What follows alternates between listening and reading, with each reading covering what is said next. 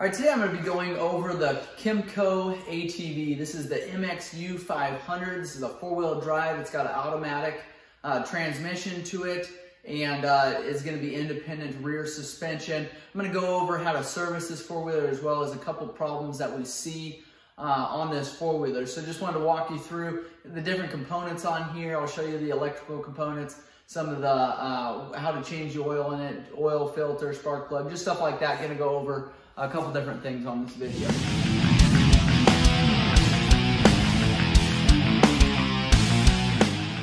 First thing on this left-hand side, you see there, that big black cover there is going to cover up the clutch assembly as well as the belts. And we'll show a separate video on how to replace the belt on this machine. It's got a handful of bolts all the way around the outside of that cover there that you'll have to pull to get to that clutch. Also on your left-hand side here is a cover. And when we get to the seat there, I'll show you how to pull that cover.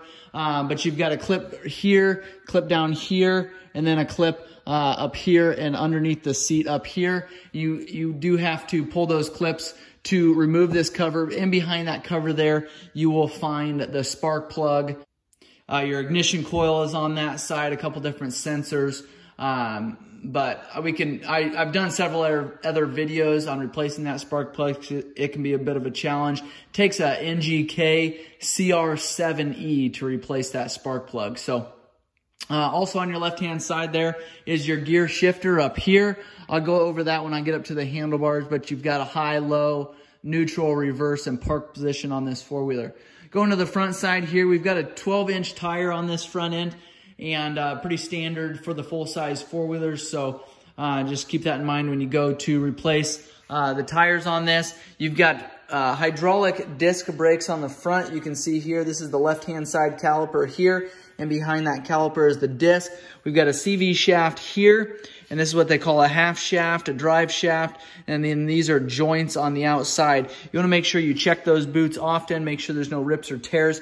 If you can catch that boot after it gets ripped and immediately change that boot, you don't typically need to replace those joints. But if you let that boot go and water and debris, dust, anything gets in there, or it just dries out, the grease splattering out, you'll be replacing that joint. Just a little pricier to do that rather than replacing that boot if you can catch it early on. You've got your front differential down there. Right here you'll see the differential fill bolt. Right underneath that is your check bolt. And then right directly underneath of your differential, kind of on the other side, it'd be on the right-hand side, is your drain plug. So it takes an 80 weight high-point gear oil. So it's kind of a stiffer oil, so make sure you allow plenty of time for that oil to drain. And then when you're going to fill that oil back up, and pull your fill plug there, which should already be filled. And then also your check bolt there should be pulled already, and you'll fill in your filled plug until it starts coming out of your check plug there. You'll put that check plug cap on, then that is enough oil in that front differential. You can see it's about a little less than halfway filled up at that check bolt point there. So you've got suspension on the front that can be adjusted, so you can see there, and I've done a couple other videos on how to adjust that suspension, but there is about three, four different settings on this suspension here, depending on the weight that you want to put on the front end and how you want that to ride, depending on the riding conditions. On the left-hand side here is, on the side of your radiator shroud, is a bunch of statistics for this four-wheeler. It'll tell you spark plug gap, valve clearances. It'll tell you what kind of oil to use. Unfortunately, it doesn't tell you how much oil to use, but it's about 3.5 quarts on this model. You got your idle speed there, just a handful of different specs, and I'll try to get a close-up there so you can read those. And then it does say to refer to your manual for any other questions, but I hope to answer a lot of those questions here. Got your headlights here. We've got one on either side. This is your left-hand side there. There'll be a bulb over on this side and a bulb under here. And then there's some adjustment there with that white-colored knob there on the side. Got your radiator fan underneath there. You want to make sure that that is working properly, and then also you have your radiator directly in front of that fan there. These shrouds here kind of force that air into that radiator there. You can see there it's got a mesh grill on it as well. Make sure that that's cleaned out and in good condition. Make sure that radiator didn't have any leaks. and make sure those fins aren't beat up. The other side there, on your right-hand side, we have got the front drive shaft as well. Same exact thing that's on the left-hand side will be on this side also. Going around to your right-hand side there, you've got your radiator fan connector here, and then you've got a sensor here for that radiator fan. We've got a storage box up here, and this is going to be a lockable storage box. You'll be able to see that a little bit better when we go up and do the handlebars. We've got an auxiliary plug here for a spotlight, cell phone charger, stuff like that. On this right-hand side here, you'll see this cover. It looks like you could have a recoil pull starter here. For whatever reason, we don't on this one. But that's something that a lot of the Kymcos will come with, is a recoil pull starter, and that works great if your battery is low or if it's drained. You can go ahead and pull start that four-wheeler. That way you're not stranded anywhere. This cover, same thing, pulled off. You have, I think, 4 different plugs to pull this off. 2 up front here, and then 2 underneath of the seat. Underneath there, you'll find obviously your engine, and a couple other components underneath of there. Your fill plug is here. Your sight glass on this model is there, and that is engine oil. It sits back there a little bit farther. Some people may mistake that for transmission oil. That is all one oil on this machine, so if you drain your engine oil, you are also draining your transmission oil. It's not separate. So 3.5 quarts is about what you need there. That's the fill plug there. Then just keep an eye on your sight window there. Underneath of here is your water pump. Just make sure that that's clean, no debris in there. Make sure that's not leaking. Your rear brakes here on the back, you've got a disc hydraulic brake system on these as well. There is your disc there. You've got your caliper that sits kind of on top of that. You want to check that periodically to see if you need pads. Here is your rear brake master cylinder reservoir, and so you want to keep an eye on that. Make sure you've got enough fluid in there. Another storage box back here. You've got 2 rubber snaps there to kind of keep that lid closed. And then you've got 2 separate tail lights on this machine, a right and a left there. On the back here is your differential. You've got your rear drive shafts just like your front. You want to make sure you check those boots often so that you don't run this four-wheeler with rips in those boots. Make sure that there's no rips in there. On the back here, you've got a sway bar or a stabilizer bar. There's just a couple different wear spots on here that can be an issue. These are either a rubber or a plastic bushing on here that can wear out. You've got joints here and here. These can be a common wear problem because of how low they sit on the four-wheeler. If you're constantly going through sand or mud, stuff like that, it gets in here and wears these bushings out a lot quicker. So just keep an eye on those. You want to make sure that you've got you don't have any free play in those. You don't want that wiggling around at all. Rear suspension is also adjustable, adjusted the same way you do your front. You've got about 6 different settings here that you can turn this shock to, stiffen it up if you need to, or loosen it depending on your riding condition. Rear differential here, a little bit different on this machine, or on this on the rear. You've got your fill cap here, which also seconds as your check bolt. So when after you get done draining your oil, it takes a 12 millimeter to loosen that plug there. Pull that plug, let it drain for quite a while. Same oil, 80 weight, high-poid gear oil. So it takes a while to drain. You've got your fill plug here. Fill it until it gets to the bottom of this fill plug, and then that's when you know your differential has enough oil in it. Put that plug in there, wipe everything down, and you're all set to go once you get that cap on there. You've got an air duct on the back here. It goes clear up here. The reason why they do that, it runs from your belt area there. It's a vent for your belt. And the reason why they put it clear up here is because they want to keep the water out. So they're assuming that water isn't going to go higher than this here. If it does, you run the risk of getting water into your clutch assembly there, and could potentially leave you stranded if that belt starts slipping or it doesn't work at all. So keep that in mind. You want to make sure that this duct work that sits up here is above water level. Left-hand side here is your exhaust silencer, and it kind of follows along that frame going on the left-hand side there all the way to the front of the engine there. On the rear of this four-wheeler, you've got 12-inch tires as well. They're a 25-10-12. That's a popular tire size for the rear on these full-size ATVs. All right, up on the handlebars here, pretty standard, but you got your ignition switch here. You do have to turn it another position to turn your lights on. Then to adjust your lights, your high and low beam is going to be right here. Also a gear indicator here tells you what gear you're in. If we take and shift this into high gear, that's going to switch to high. And then there's your low position. What I've had to do before on these Kymcos is this a shift lever becomes out of adjustment. So you've got a shift rod that sits underneath this left-hand cover here that will need adjusted periodically. What happens is you shift it into low gear. It doesn't actually, you think it's in gear because it's all the way up, when in reality it's still stuck maybe in high gear, or the same thing could happen with neutral. It looks like you're in neutral. You could still be in reverse or in high. So just keep that in mind. You may have to make adjustments on this shift rod that runs underneath of this cover down here. Also on your park brake assembly, you want to make sure that that gets completely in park. If you ever haul in this four-wheeler for any reason, you want to make sure that it gets put in the park position, even if it's parked on a side hill, anything. You also on the right-hand side have a parking brake, so that's kind of a handy thing to have as well. Like I said earlier, you've got hydraulic front and rear brakes. So you've got your rear brakes that sit over here. You've got a front brake system that sits over here.